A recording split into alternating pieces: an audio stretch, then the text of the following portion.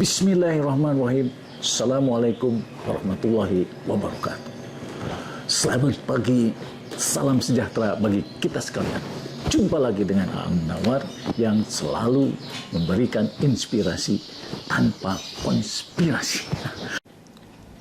Saudara-saudara sekalian, hari ini saya akan membahas mengenai ilmu ekonomi, di mana ilmu ekonomi ini mempelajari segala aktivitas manusia di dalam memanfaatkan sumber daya yang terbatas untuk memenuhi kebutuhan manusia yang tidak terbatas agar tercapai kemakmuran. Nah, sehingga dari pengertian ilmu ekonomi ini kita akan melihat bahwa ilmu ekonomi akan berhubungan dengan scarcity, kelangkaan sumber daya. Yang kedua adalah alternative choice, pilihan alternatif, dan yang ketiga adalah opportunity cost. Nah, kalau kita melihat bahwa ilmu ekonomi ini ada yang bersifat deskriptif, di mana ekonomi deskriptif ini menggambarkan keadaan aktual ekonomi secara deskriptif, sedangkan yang berhubungan dengan kebijakan, teori kebijakan ekonomi, ini ekonomi terapan, ini mempelajari tentang kebijakan-kebijakan yang perlu dilaksanakan untuk memecahkan masalah-masalah ekonomi. Nah, kalau kita lihat dari pengertian, ada berbagai macam pengertian. Ada yang menyatakan Albert Meyers ini ilmu pengetahuan yang mempersoalkan kebutuhan dan pemuasan kebutuhan manusia. Sedangkan G.L. May Jr. ini menyampaikan bahwa ekonomi adalah ilmu pengetahuan yang mempelajari usaha manusia ke arah kemakmuran. Sedangkan Lionel Robbins menyatakan bahwa ilmu ekonomi ini adalah ilmu pengetahuan yang mempelajari perilaku manusia di dalam memilih alternatif penggunaan sumber daya yang terbatas. Nah, sehingga dari pengertian dan istilah tadi, maka untuk memenuhi kebutuhan itu ada barang dan jasa, di mana barang dan jasa inilah yang akan diusahakan dalam satu sistem ekonomi. Barang dan jasa ini adalah benda berwujud atau tidak berwujud yang dapat digunakan masyarakat untuk memenuhi kebutuhannya.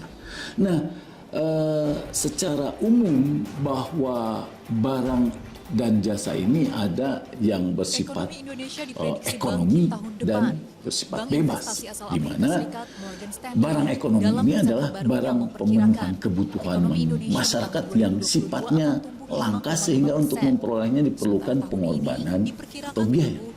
Nah, sedangkan barang bebas ini adalah barang yang tersedia cukup banyak sehingga masyarakat tidak memerlukan pengorbanan untuk memperolehnya. Contohnya adalah udara ini bagi orang yang sehat. Tentu saja udara ini tidak perlu bayar. Tapi kalau bagi yang sakit, ini menjadi barang ekonomi, oksigen. Ya. Nah, selanjutnya, permasalahan di dalam ekonomi ini adalah pemilihan alternatif alokasi sumber daya, sehingga perlu adanya optimasi. Barang apa yang harus dihasilkan, bagaimana cara memproduksinya, untuk siapa, sehingga ada segmentasi nantinya, kemudian berapa banyak, dan bila mana diproduksi. Nah, mengapa kita harus belajar ekonomi? Kita melihat bahwa mempelajari ekonomi dapat memperbaiki cara berpikir manusia lebih terstruktur, kemudian melatih mengambil keputusan, karena di dalam ekonomi selalu jika supply meningkat, demand-nya tetap, maka harga akan turun. Nah, kemudian membantu memahami perilaku masyarakat di dalam memenuhi kebutuhannya, serta membantu memahami masalah nasional dan internasional. Nah, kemudian selanjutnya bagaimana kebutuhan itu diklasifikasikan. Kebutuhan jika diklasifikasikan berdasarkan kegunaannya, maka ada yang bersifat primer, di mana sifat primer ini adalah kebutuhan tentang sandang, pangan, dan papan. Kemudian kegunaan juga bisa sifat sekunder. Ya.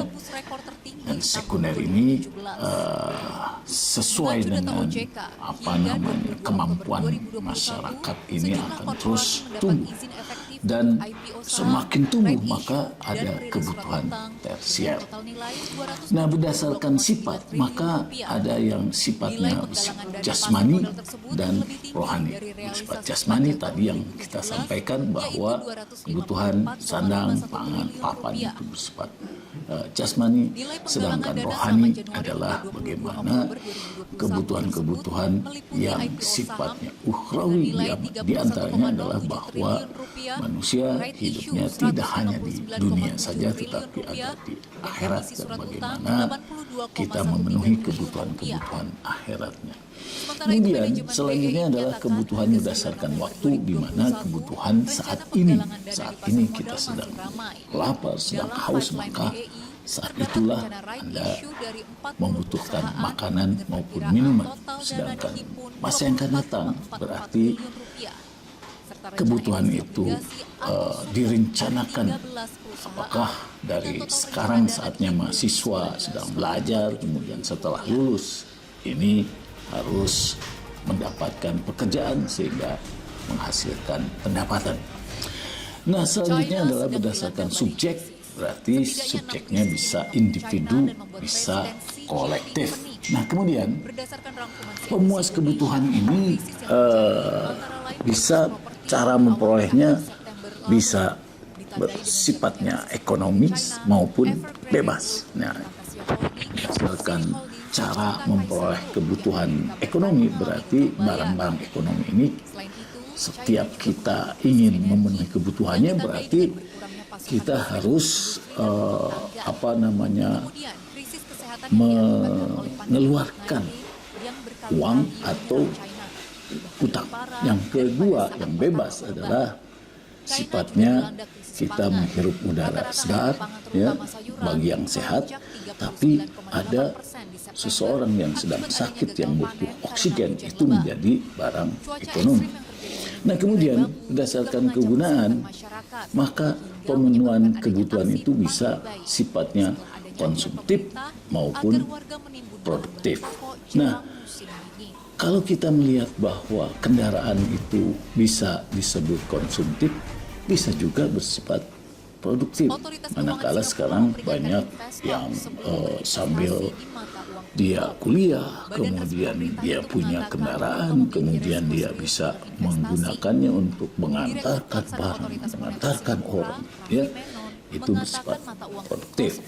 Nah, proses pembuatan dari pemuas kebutuhan ini bisa masih hanya dalam bentuk bahan baku, bisa jadi barang setengah jadi, dan yang siap dikonsumsi adalah barang jadi. Nah, kemudian jika dikaitkan dengan barang lain, maka ada yang bersifat komplement, saling melengkapi, katakanlah kopi dengan gelanya, kemudian berbagai macam layanan lain, ya. Kemudian juga ada barang substitusi. Ini sifatnya adalah menggantikannya.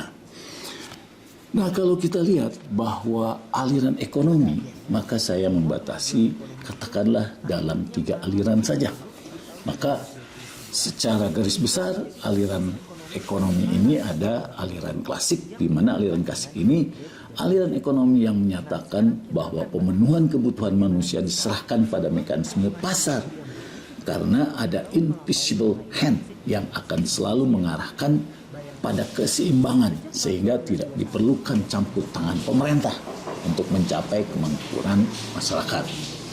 Nah, yang kedua adalah aliran Keynesian, ya. Jadi aliran Keynesian ini timbul saat terjadinya depresi besar di Amerika sehingga John Maynard Keynes memberikan nasihat kepada pemerintah untuk melakukan campur tangan, yaitu bagaimana pemerintah menciptakan proyek-proyek padat karya sehingga masyarakat yang tidak memiliki pekerjaan mendapatkan pekerjaan sekaligus mendapatkan pendapatan sehingga daya beli masyarakat meningkat, ekonomi tumbuh karena adanya investasi, ya, sehingga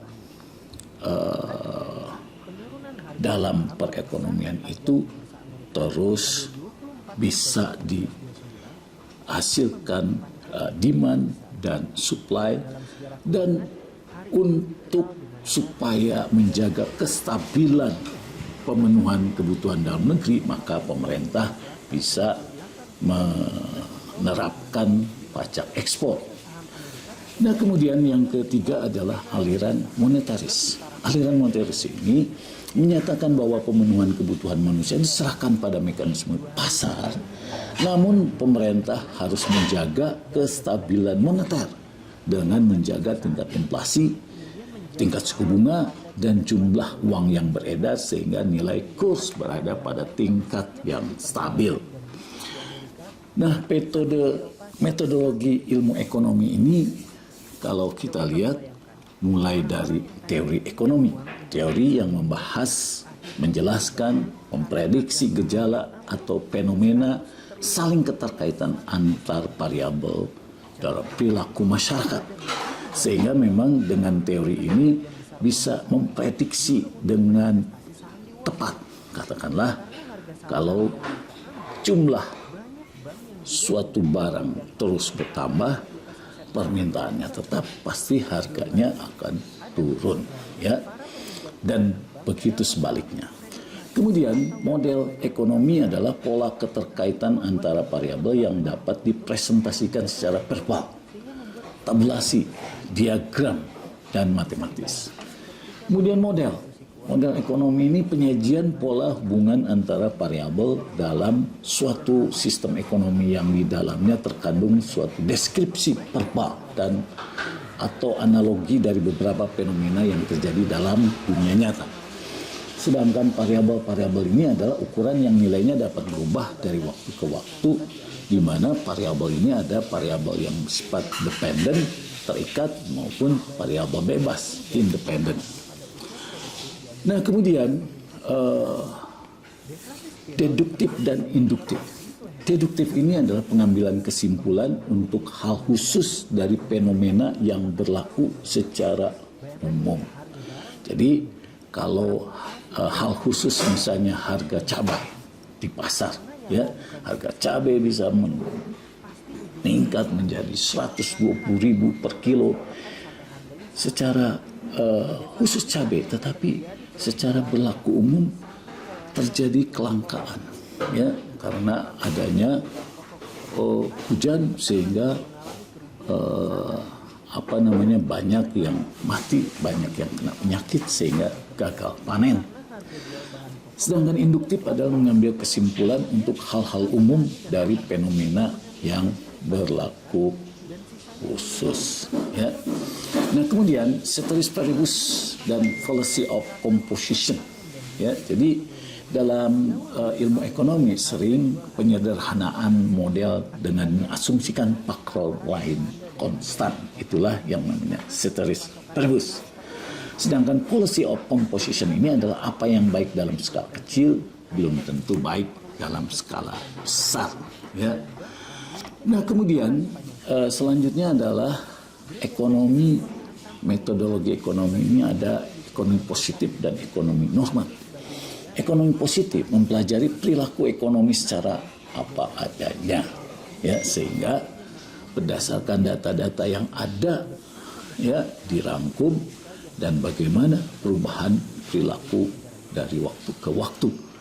Kemudian ekonomi normatif ini adalah mempelajari bagaimana sebaiknya hubungan antara variabel, ya. Jadi fenomena kita bisa mempelajari dengan adanya ekonomi positif dan normatif sehingga bisa mengevaluasi baik atau buruk, kemudian menyarankan tindakan tertentu misalnya ya. Dan kemudian ruang lingkup ilmu ekonomi ini terbagi ke dalam mikro dan makro, di mana mikroekonomi ini mempelajari variabel-variabel ekonomi dalam lingkup individu, misalnya perusahaan dan rumah tangga, sehingga dengan demikian kita dapat mempelajari interaksi di pasar barang, supply dan demand, pengaruhnya terhadap harga, kemudian tingkah laku pembeli dan penjual, sehingga dapat dilakukan efisiensi input. Kemudian interaksi di pasar faktor produksi. Dalam hal ini optimasi dan maksimisasi keuntungan perusahaan bisa dilakukan. Mempelajari makroekonomi di sini mempelajari variabel-variabel ekonomi secara agregat atau secara keseluruhan, di mana kajian-kajian perekonomian secara nasional, sehingga kita bisa menentukan pendapatan nasional, kapasitas nasional, kemudian apakah adanya inflasi atau deflasi, kemudian adanya pengeluaran agregat, ya, consumption, investment, ekspor, import, kemudian pengangguran dan inflasi serta pertumbuhan ekonomi. Nah, jadi kita melihat bahwa ekonomi mikro ini akan mempelajari interaksi di pasar barang, kemudian bagaimana perilaku pembeli dan penjual, sehingga ada teori perilaku konsumen, ya. Kemudian ada penentuan pasar faktor produksi. Nah, kemudian di ekonomi makro ini ada tingkat perekonomian negara, sehingga kita menentukan pendapatan nasional, ya, kemudian pengeluaran agregat, pengangguran dan inflasi tadi yang sudah kita sampaikan. Nah, sehingga dengan demikian mudah-mudahan saudara-saudara dapat terus meningkatkan kemampuan dan memahami gejala-gejala ekonomi ini nantinya, dan pada akhirnya kita juga terus akan mempelajari baik secara mikro maupun makro, di mana kapabilitas siswa makin baik. Demikian yang bisa saya sampaikan. Terima kasih. Assalamualaikum warahmatullahi wabarakatuh.